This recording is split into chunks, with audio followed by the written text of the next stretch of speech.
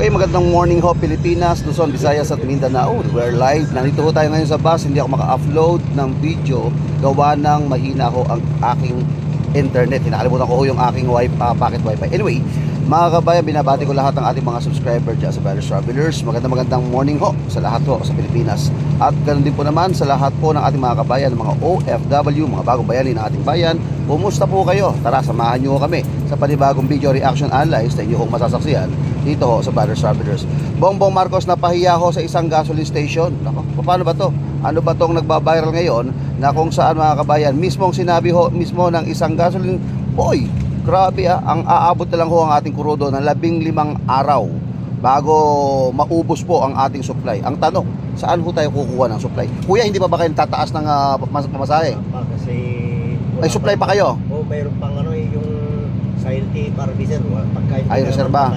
Oo. Hindi ka pwedeng mag-adjust ng Oo, yun. Pagka hindi ka pinayagan ng LT Parvi. O, yun. Sa kanila yun. Pero ho, kagabi ho mga kabayan, kaya ho nung pagdating sa bahay, nagpa-full tank na po ako ng ating mga sasakyan. Pero mga kabayan, eto na nga.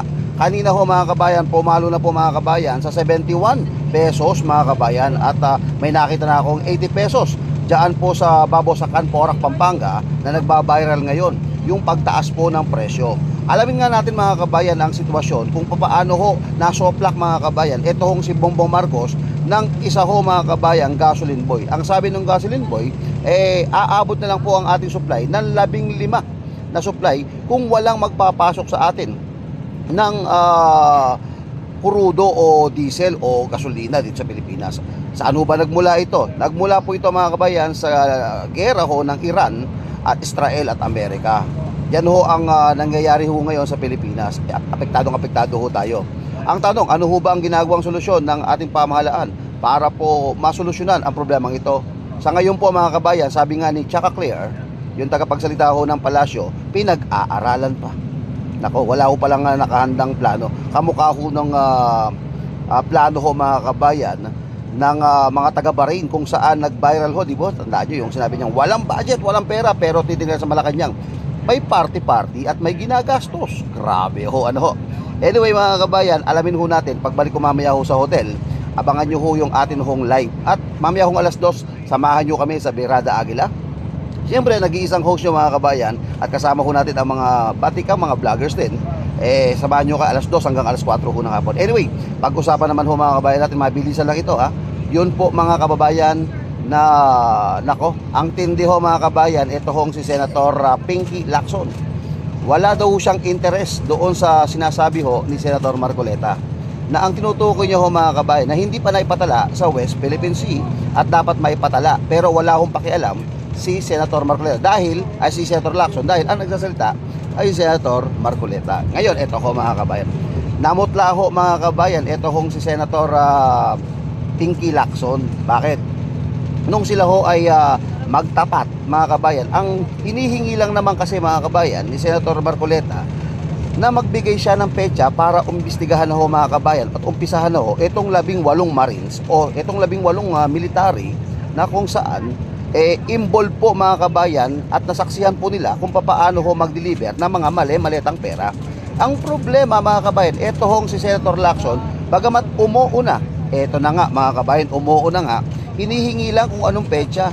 Imagine ho, sinaluho siya mga kabayan ni One Ball University na petsa lang ang hinihingi kung kailan pag-uumpisa. Ayan, napahiya tuloy.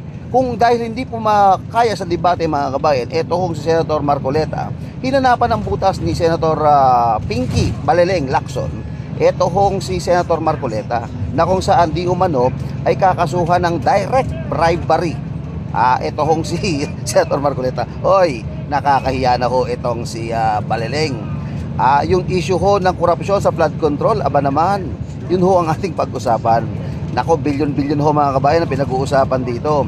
Kaya lang ho lumalabas ho mga kabayan, para sa akin pa na, opinion lang naman ito, paano ho nagiging protector ho kayo? Manapat kung nagsisinungaling ho itong 18 ex-military, di kasuhan ho ninyo, mas matibay pa nga ho yan.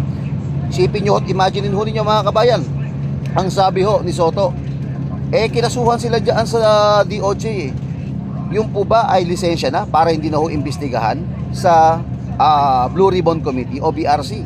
Ang tanong, ano ho ang jurisprudence ho natin. May mga jurisprudence po tayo mga kabayan na mga kaso diyan sa Blue Ribbon Committee, bagamat nasampahan na ho ng kaso sa Department of Justice, ay inimbestigahan pa rin ho mga kabayan ang kaso diyan po sa nasabing ahensya. Kamukha ho ng Digamo case. Roel Digamo case na pinatay ho at binaril yung gobernador, asawa ho ni Butanding, Janice Digamo, di ba?